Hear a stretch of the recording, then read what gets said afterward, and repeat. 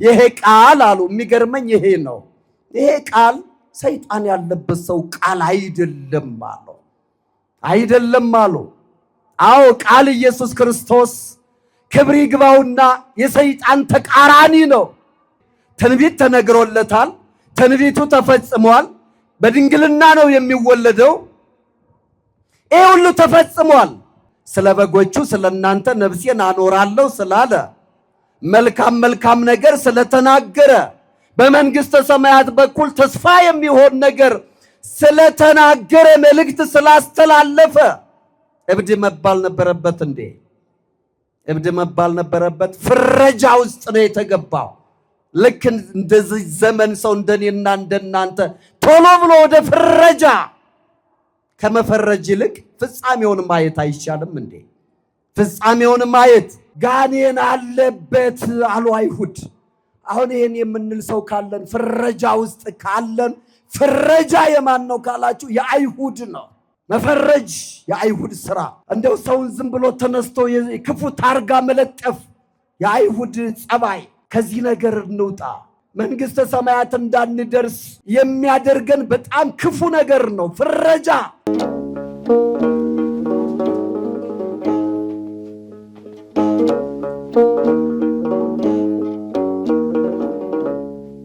በስመ አብ ወወልድ ወመንፈስ ቅዱስ አሃዱ አምላክ። በስመ አብ ወወልድ ወመንፈስ ቅዱስ አሃዱ አምላክ። በስመ አብ ወወልድ ወመንፈስ ቅዱስ አሃዱ አምላክ። ሕያውና ቅዱስ ቸርና ርኅሩህ መጋቢያችን ንጉሳችን ፈጣሪያችን አምላካችን እግዚአብሔር ሆይ በሰላም አውለህ ጠብቆት ሳይለየን በዚህ የቅድስና አጸድ ቃልህን እንሰማ ዘንድ ስለሰበሰብከን ስምህ ለዘላለም የተመሰገነ ይሁን። የቅድስተ ቅዱሳን የድንግል ማርያም የቅዱሳን መላእክት የጻድቃን የሰማዕታት አማላጅነታቸው ጸጋቸው ረድኤታቸው በረከታቸው በጉባኤያችን ላይና በሀገራችን ላይ ይሁን። ከእርሱ ጋር ቆይታችሁን በማድረግ ጸንታችሁ ያላችሁ የልዑል እግዚአብሔር ልጆች ሁላችሁም እንደምን ዋላችሁ? እንደምን አመሻችሁ? እንደምን ቆያችሁ? አሜን። አምላካችን እግዚአብሔር ኃጢአታችን ሳይመለከት የኃጢአታችን ብዛት በቸርነቱ ብዛት ሸፍኖ ዕድሜ ለንስሐ እየሰጠ ብንበድለውም ብናጠፋም ኃጢአተኛ ብንሆንም እየተንከባከበና ይቅር እያለ እስካሁኗ ሰዓት ድረስ ስለጠበቀንና ወደፊትም ዕድሜ ለንስሐ ስለሚሰጠን ለስም አጠራሩ ክብር ምስጋና ይድረሰው። ጉባኤያችን ይባርክልን። ጉባኤያችን ይባርክልን። ዝንቱ ነገር ኢኮነ ዘእምጋኔን። ይህ ቃል ጋኔን ያለበት ሰው ቃል አይደለም። ይህ ቃል ጋኔን ያለበት ሰው ቃል አይደለም። ይህ ለትምህርቴ መነሻ አድርጌ እየነገርኋችሁ ያለሁት የእግዚአብሔር ቃል በትላንትና ዕለት ኖላዊ ተብሎ በተሰየመው የሰንበት ዕለትና ዛሬም ጭምር እንዲነበብና እንድንሰማው እንድናስተውለውና ልብ እንድንለው ሊቃውንተ ቤተ ክርስቲያን በዚህ ሰሞን እንዲነበብ አድርገው ያስቀመጡልን የእግዚአብሔር ቃል ነው። ቃሉ የተነገረው ስለ ጌታችን ስለ መድኃኒታችን ስለ ኢየሱስ ክርስቶስ ነው። መድኃኒታችን ኢየሱስ ክርስቶስ ለስም አጠራሩ ክብር ምስጋና ይድረሰውና እሱ የመጣው አመጣጥ ለብዙዎቹ ሰዎች ግራ አጋብቶ ነበረ። ይልቁንም በነቢያት ትንቢት ዙሪያ መጽሐፍን አዘውትረው ያላዩና ለነቢያት ትንቢት ጆሮ ያልሰጡ ሰዎች የጌታችን የመድኃኒታችን የኢየሱስ ክርስቶስ መምጣት እንቆቅልሽ ሆኖባቸው ነበረ።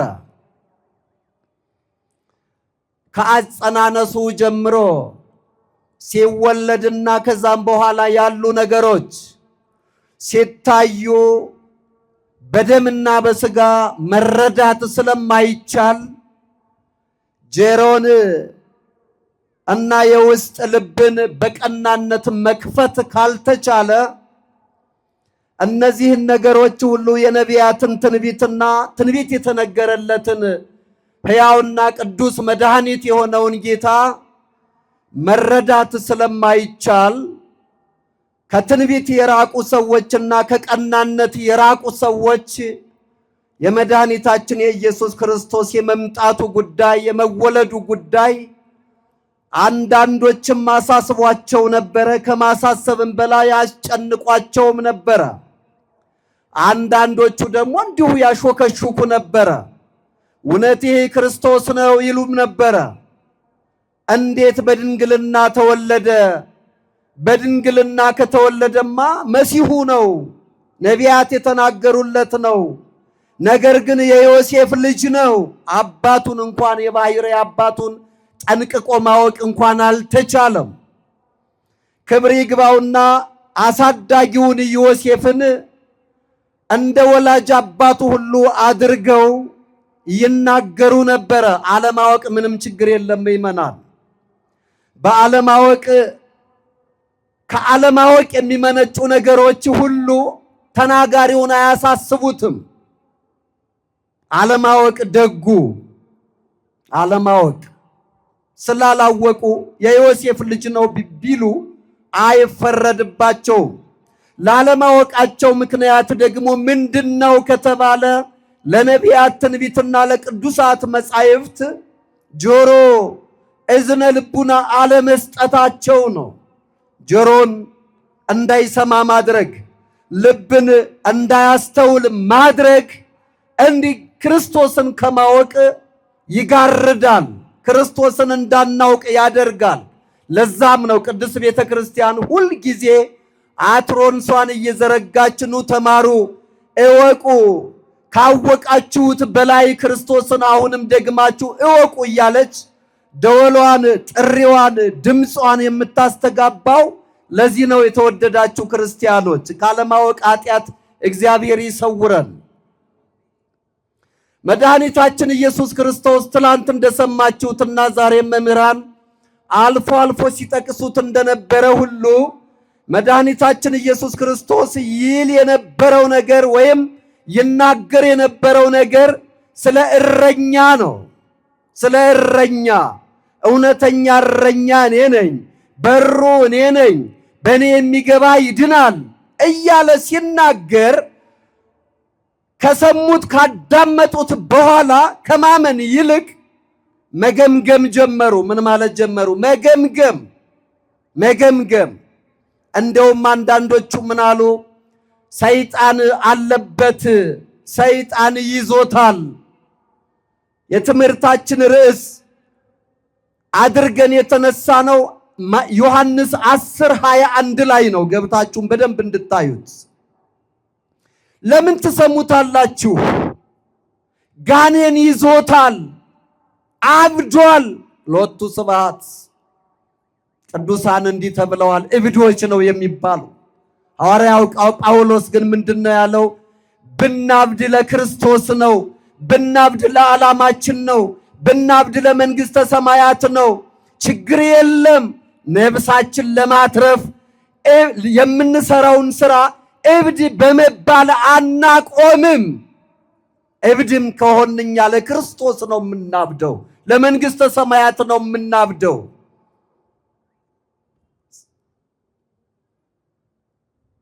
ቅዱስ ጳውሎስ እብድ ተብሏል። ሌሎችም ቅዱሳን እብድ ተብለዋል። አይምሮ የላቸውም ተብለዋል። አይምሮ ግን ያለ እነሱ ላይ ነበረ። ማወቅ ያለ ከነሱ ላይ፣ ማስተዋል ያለ ከነሱ ላይ ነበረ። ማስተዋላቸውን የሚያስተውል አይምሮ ግን አልነበረም። አስተዋዮች በማያስተውሉ ሰዎች እብዶች የራሳቸውን ያለ መስማት እብደት በባለ አይምሮዎች ላይ እብድ እያሉ እብድነትን ለባለ አይምሮዎች ሰጡ። ለክርስቶስም እንዲሁ እብድ ተብሎ እብድ አስብለዋል። ቅዱሳኑን ሁሉ ማለት ነው። በምድር ላይ ለማያውቁ ሰዎች እብደት ነው ክርስቶስን መስበክ፣ መንግሥተ ሰማያትን መስበክ። ለሞኞቹ ለዚህ ዓለም ጥበበኞች የምንሰብክላት መንግሥተ ሰማያት ክርስቶስ የሰበከላት መንግሥተ ሰማያት አትታይም። ስለማትታይ አብዷል። ስለዚህ ስለማይታይ ነገር ያወራሉ ተብለዋል ቅዱሳን። ስለማይታይ ነገር የሚታየውንማ ተስፋ ብናደርግ ነገ ላይ ወይም ከሰዓታት በኋላ እንደ እንፋሎት ይጠፋ የለም ወይ? የማይታየውን በእምነት ዓይን የምናየውን ግን እሱን ተስፋ እናደርጋለን።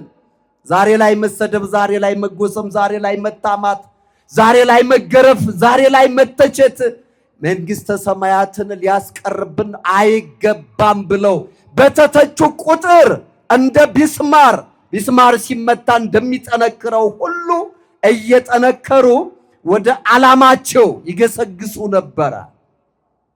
ስለዚህ ምን አሉት? እብድ ነው፣ ለምን ትሰሙታላችሁ? እብድ ነው። እረኛ እኔ ነኝ ስላለ፣ መልካም እረኛ እኔ ነኝ ስላለ፣ ስለ በጎቹ ስለ እናንተ ነፍሴን አኖራለሁ ስላለ፣ መልካም ነገር ስለተናገረ፣ በመንግሥተ ሰማያት በኩል ተስፋ የሚሆን ነገር ስለተናገረ፣ መልእክት ስላስተላለፈ እብድ መባል ነበረበት እንዴ? እብድ መባል ነበረበት? ፍረጃ ውስጥ ነው የተገባው። ልክ እንደዚህ ዘመን ሰው እንደኔና እንደናንተ ቶሎ ብሎ ወደ ፍረጃ ከመፈረጅ ይልቅ ፍጻሜውን ማየት አይሻልም እንዴ? ፍጻሜውን ማየት። ትንቢት ተነግሮለታል። ትንቢቱ ተፈጽሟል። በድንግልና ነው የሚወለደው። ይህ ሁሉ ተፈጽሟል። ያንን ነገር አስተውሎ እውነት ይሄ ክርስቶስ ነው ብሎ ከማመን ይልቅ ባያምኑም እንኳን ዝም ብለው በትዕግስት ቢያዩት ምን ችግር አለው? ታግሰው ፍጻሜውን ቢያዩ ምን ችግር አለው? ሰዎች፣ ዓለማውያን ሰዎች ከሚታይ ነገር ጋር ነው ትንቅንቅ። እምነታቸውን ሁሉ ከሚታይ ነገር በሚታይ ነገር ዙሪያ ነው፣ በቁስ ዙሪያ በሚጨበጥ ነገር እግዚአብሔርና ስራዎቹ ግን አይጨበጡም። እንኳን እግዚአብሔር መላእክትና ስራዎቻቸው እንኳን አይጨበጡም፣ አይዳሰሱም።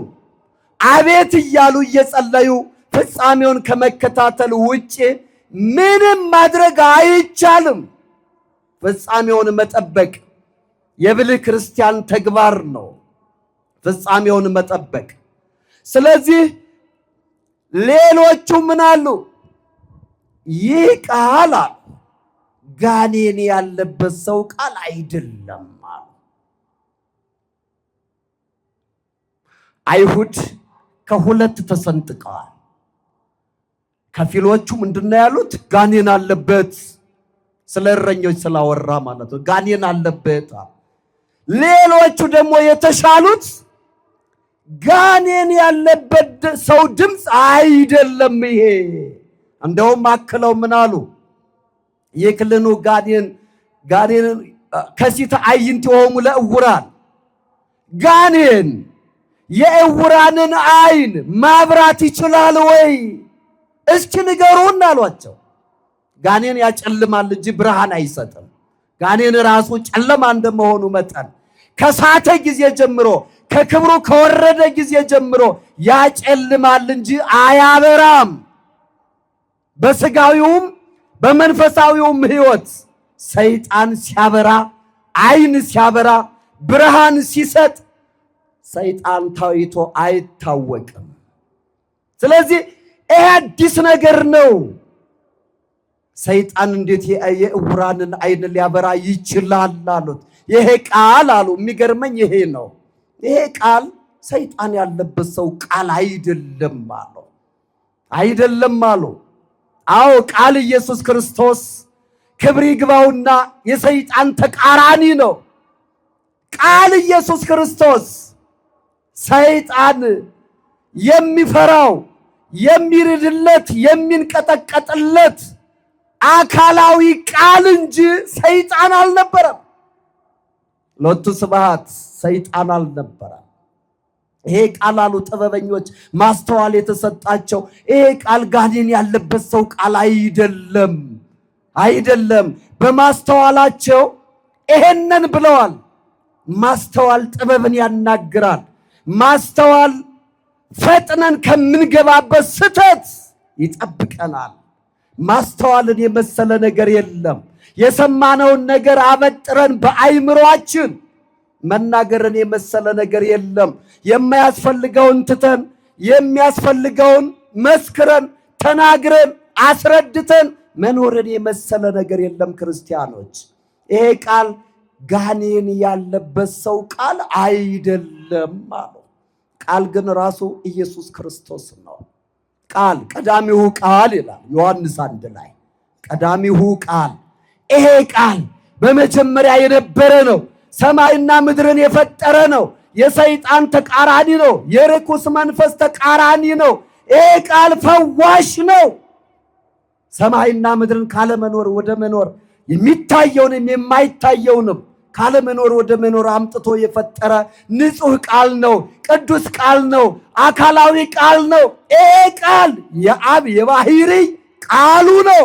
በሌላ አጠራር ይሄ ቃል የአብ የባህሪ ልጁ ነው። ልጁ ነው። ይሄ ቃል በእግዚአብሔር ዘንድ ነበረ ይላል። በማን ዘንድ ነበረ?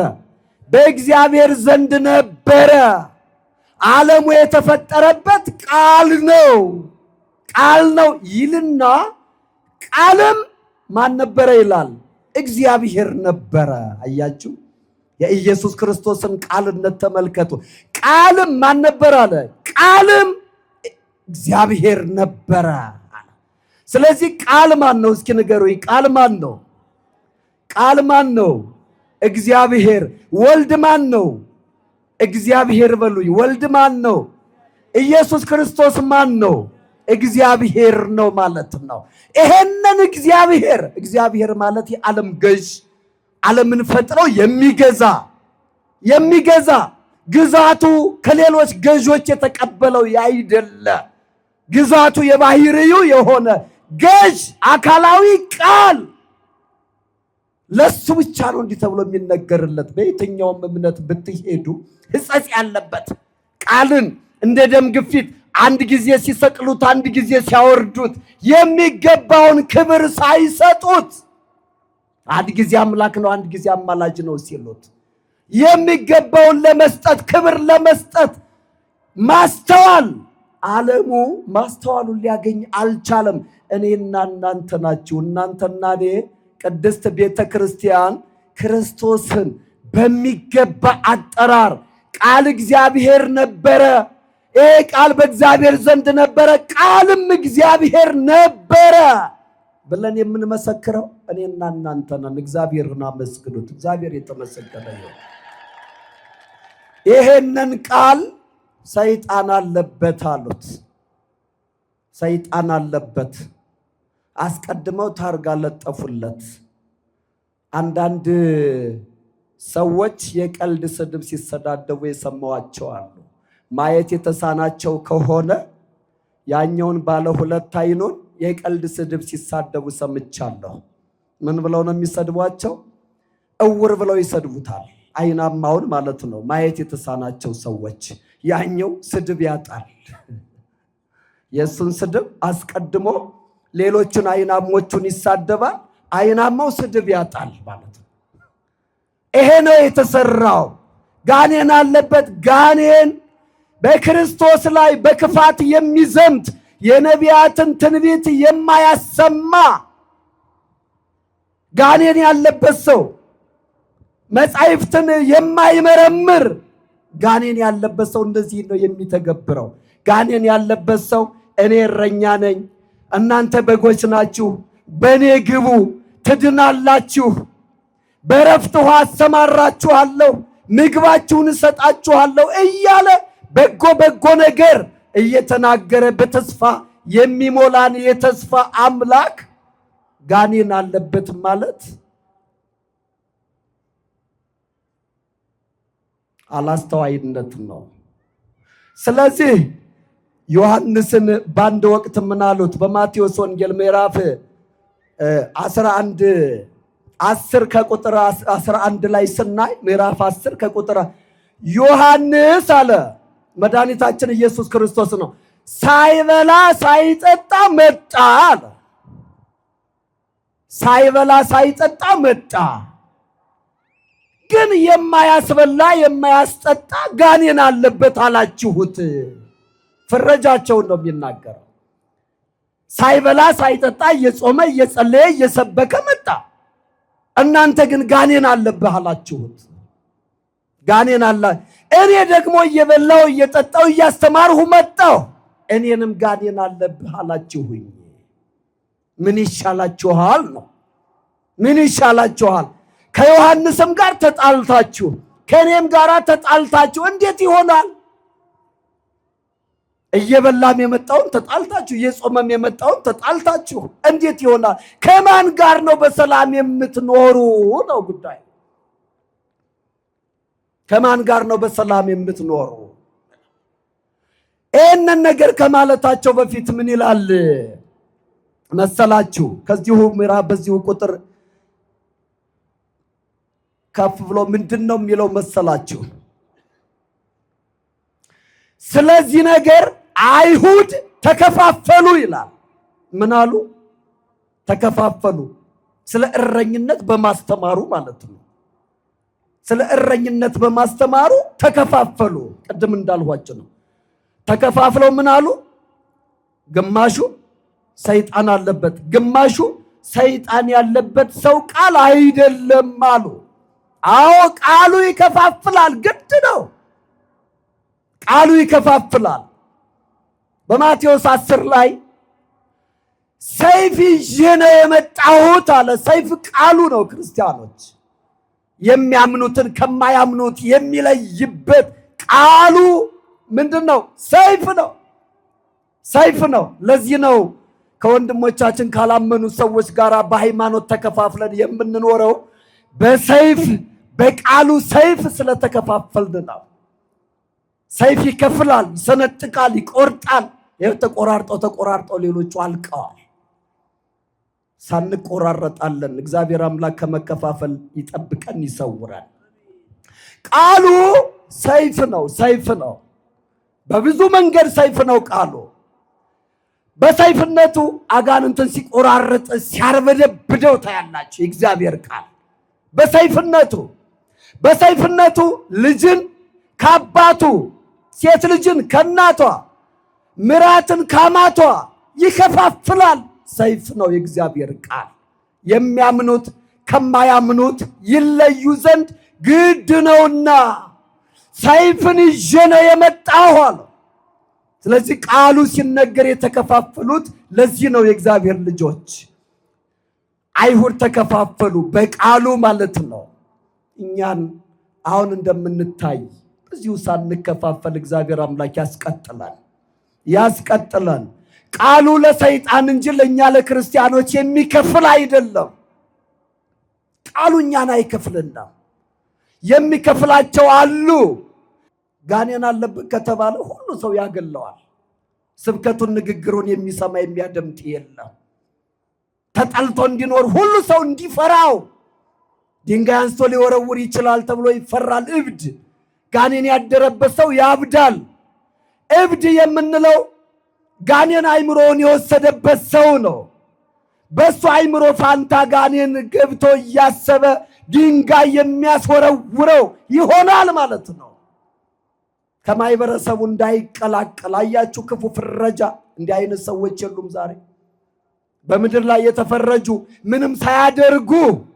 ምንም ሳያደርጉ እንዲህ ነው በሽተኛ ነው እንዳያጋባብህ እንዲህ ነው የምንላቸው ሰዎች ብለን ያገለልናቸው ሰዎች ሌባ ነው ብለን ሙስነኛ ነው ብለን ያገለልናቸው ሰዎች የሉም። ሰው ማህበራዊ ኑሮ ማህበራዊ መስተጋብር እንዳያገኙ ከማህበረሰቡ እንዳይቀላቀሉ ጋኔን አለበት አሉ አይሁድ።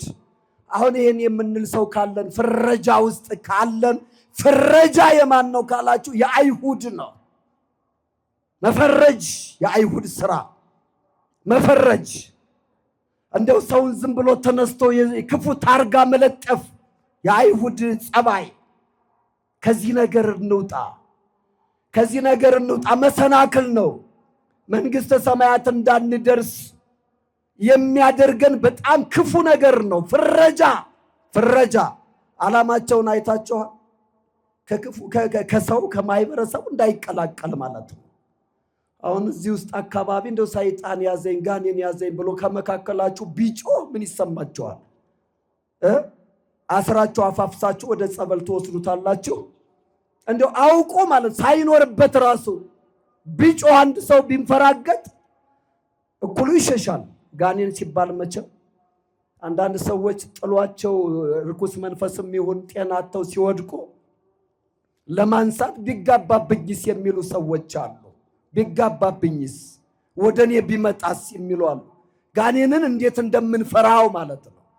ነገር ግን ጋኔንን ስበን ያመጣነው እኛው እንጂ ጋኔን ቁልፋችን ሰብሮ አልመጣም። ራሳችን ስልጣን ለማግኘት ስንል ትእዛዝ በመተላለፋችን ናግባ ወደ ውስጣችን ብለን እግዚአብሔር የኔ ንጉሥ የኔ ፈጣሪ አይደለም ብለን ከፍተን አስገባ ነው እንጂ ሰይጣን እጅግ ደካማ ምንም ማድረግ የማይችል ልምሾ ነው። ለክርስቲያኖች ላመኑ ሰዎች ሰይጣን ደግሞ ምን ጉልበት አለው? ስለ እውነት ትንሽዬ ጸበል ጠብ ሲልበት ለሚንፈራገጥ እንደ ጉምተኖ ለሚሄድ መስቀል ሲባረክ አቃጠለኝ ብሎ ለሚጮህ ለሚጓጉር ለዚህ ፍጡር እንዴት እንፈራለን? ሰይጣን የሚበረታ ለሚፈሩ ሰዎች ነው። ለሚፈሩ ሰዎች ክርስቲያናዊ አቋም ክርስቲያናዊ ውሳኔ ለሚወስኑ ሰዎች ሰይጣን እጅግ ልምሾ እጅግ በጣም ደካማ ነው። መቼም ሰይጣን ፈተነኝ ነው ምንል ስናገን ነው ስናከብደው ማለት ነው። ድንጋይ ወርውረን ፈነክትና ሰይጣን አሳሳተኝ ነው ምንለው። እኔው ምላጭ ስበን ነፍስ እናጠፋና ምንድነው ሲባል ሰይጣን አሳሳተኝ ነው። ሰይጣን መጥቶ ምላጩን አልሳበው። ስለ እውነት ሰይጣን የኛን የውስጥ ውሳኔ ይፈልጋል። የሚወስነው በሰይጣን ላይ የኛ አስተሳሰብ ነው። ልበለው ይሄን ሰው ልተወው እገሌ ልታረቀው ወይስ እንዲህ ነው ብሎ ይፈርጀኝ ይሆን ምናምን ስንወላውል ያን ጊዜ ሰይጣን ደስ ይለዋል። ወደሚፈልገው አቅጣጫ ውሳኔያችን እንዲሆን ያደርጋል። ግን የጽድቅ ስራ መወላወል አይፈልግም። ሰይጣን የሚያድረው መግቢያ ሲያገኝ ነው። ወደኛ የሚመጣው መግቢያ ሲያገኝ፣ ምክንያት ሲያገኝ፣ ቀዳዳ ሲያገኝ፣ ያላመነ ወላዋይ ልብ ሲያገኝ ያን ጊዜ ሰይጣን ይበረታል። ያን ጊዜ ደስ ይለዋል። ያን ጊዜ ዘመዶቹን ሰብስቦ መጥቶ 7 5 6 ሆኖ በውስጣችን ሊያድር ይፈልጋል። እኛንን ወሳኞቹ እኛንን ለማምጣትም ለመስደድ ለማባረርም እንዲገባ ለማድረግም ላለማድረግም። ደግሞ እኮ የሚገርመው ነገር ይሄ ሰይጣን ወይም ጋኔን የሚባለው አሁን እያደረ ያለው ባልሰራው ቤት ነው። አያችሁት? ባልሰራው ቤት ይኖራል ጋኔን። ባልሰራው ቤት ሰይጣን የፈጠረው አለ። አሁን ከዚህ ውስጥ ሰይጣን የፈጠረው አንዲት እንኳን ትንሽ ነገር እንደው ቢንቢ እንኳን መስራት ይችላል ሰይጣን? ይችላል ወይ? ግን ሰውን ያክል ባለ አእምሮ የእግዚአብሔር ቤት የተባለ ሰው የሰይጣን ማደሪያ ሆኗል። ባልሰራው ቤት እግዚአብሔር ይሰራል፣ ሰይጣን ያድራል። እግዚአብሔር ይሰራል። እግዚአብሔር ከሰራው ቤት ተሰዶ በእኛ ፍላጎት የተነሳ በእኛ እግዚአብሔርን አለመፈለግ የተነሳ ሰይጣን ማደሪያ አድርጎናል። እግዚአብሔር ግን በሰራው ቤት ተሰዷል። የለም፣ እግዚአብሔር በውስጣችን ይደርብን። እግዚአብሔር በላያችን ይደርብን። ሰይጣንን በእኛ ከማደር የማይፈለጉ ስራዎችን ከመስራት እግዚአብሔር ይጠብቀን። ክርስቲያኖች ጋኔን አለበት ልትባሉ ትችላላችሁ። ይህ ሰው ጤነኛ አይደለም ልትባሉ ትችላላችሁ። አብዝቶ ወንጌል የሚናገር ካለ በውሎ በመስሪያ ቤቱ በዛ ኧረ ጤነኛ አይመስለኝም ነው። አንዳንድ ጊዜ ኋላ ቀርነት ተጸናውቶታል ልትባሉ ልንባል እንችላለን። ግን ጉዳዩ እሱ አይደለም፣ እነሱ የሚሉት አይደለም። የምንናገረውን እኛንን የምናውቀው ለምን ወንጌል እንደምንሰብክ ያመናውን ጌታ ለምን እንደምንመሰክርለት የምናውቀው እኛ ነን። ሌሎች ግን ባለ አእምሮ ሰዎች ምን ይሏቸዋል? ደግሞ አይ እሱ እምነቱ ጠንካራ ነው፣ በንግግሩ ሁሉ በዓለማዊ ስራው ሁሉ መጽሐፍ ቅዱስን እንደ ምሳሌ እያነሳ ያስተምራል፣ ጠንካራ ሰው ነው ይላል። የሰይጣናት ወገን ሰይጣን ያደረባቸው ያልተረዷችሁ ሰዎች፣ ከመጽሐፍ ቅዱስ የተራቆቱ ሰው፣ ከመንፈሳዊ ነገር የራቁ ሰዎች ጋኔን አለበት ባለ አእምሮ አይደለም፣ ሁሌ የሆነ መጽሐፍ ቅዱስ ነገር ያወራል፣ የመጽሐፍ ቅዱስ ቃል ሲሏችሁ፣ ሌሎች ደግሞ ምን ይላሉ መሰላችሁ? አይ እሱ እምነቱ ከባድ ነው፣ እግዚአብሔርን ይወዳል፣ ስለ እግዚአብሔር መስክሮ አይታክተውም ይሏችኋል። ክርስቶስን እንዲህ የሚለው አልነበረም። እኛ ሀፋፋለን ማለት ነው። ግማሹ እንደዛ ሲሉን፣ ግማሹ ደግሞ በተለይ በተያዘበት ጊዜ፣ አሁን በተያዘበት ጊዜ፣ በሚገረፍበት ጊዜ፣ በሚሰቀልበት ጊዜ በዙሪያው የቀሩ እኮ በጣም በጣት የሚቆጠሩ ከ5 ያልበለጡ ሰዎች ናቸው። እናንተ ግን አንዱ እዛ ጋ ሰይጣን አለበት ቢሏችሁ ወይም ቢሉን፣ እዚህ ጋር ያለው ደግሞ ኖ እሱ በጣም መንፈሳዊ ሰው ነው ብሎ የሚመሰክር እዛው የሚሞግትልን ሰው አለ። ክርስቶስ ግን የሚሞግትለት ሰው አልነበረም። አልፎ አልፎ እነ ኒቆዲሞስን የመሰለ እነ ዮሴፍ ዘአርማትያስ የቀበሩት እነ እንዲህ የመሳሰሉ ሰዎች አልፎ አልፎ በጣት የሚቆጠሩ ሰዎች ነበሩ። ዛሬ አሁን ቄሱ የሆነ ነገር ሲሆን እኮ የሚጮኸው የሚያስተጋባው የሚመኑ ብዛት እንዲህ ለክርስቶስ የሚጮህለት ግን አልነበረም። ይልቁንም ይሰቀል እያሉ ይጮሁ ነበር። ይሰቀል እያሉ ይጮሁ ነበር፣ ክርስቶስን ለማዳን ሳይሆን ማለት ነው። ስለዚህ ዛሬ በዚህ በዘመናችን ባለንባት በዚች ምድር ላይ እንደዛም የሚሉ ሰዎች አሉ፣ እንደዚህም የሚሉ ሰዎች አሉ። እድለኞች ነን እኛ። ዛሬ የእምነት አስፓልት ላይ ነው ያለ ነው፣ የተጠራረገ መንገድ ላይ ነው ያለ። ጸንቶ ማምለክ አቃተን እንጂ ጥሩ አድርገው እግዚአብሔርን አስተዋውቀውን ነው የሄዱት። እንደ አብርሃም አምላካችሁን ፈልጉ አልተባልንም። አደጋ ለዘላለማዊ ለጊዜያዊ አይደለም። ስጋችን አይበለውና መኪና እንኳን ቢገጨን ችግር የለውም። ነፍሳችን ከዳነች ችግር የለውም። በነፍሳችን ግን አደጋ እየገጠመን ስለሆነ ሊገጥመንም ስለሚችል መጽሐፍ ቅዱስን እናንብብ።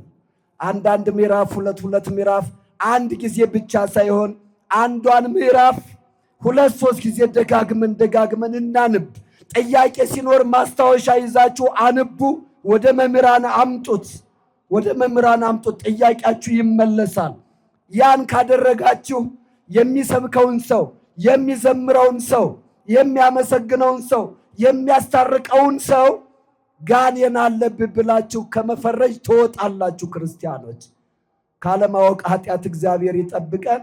ዝንቱ ነገር ኢኮነ ዘእምጋኔን፣ ይህ ቃል ጋኔን ያለበት ሰው ቃል ንግግር አይደለም። ከሰይጣን ከጋኔን መስገርት እግዚአብሔር ይጠብቀን። ወስብሐት ለእግዚአብሔር።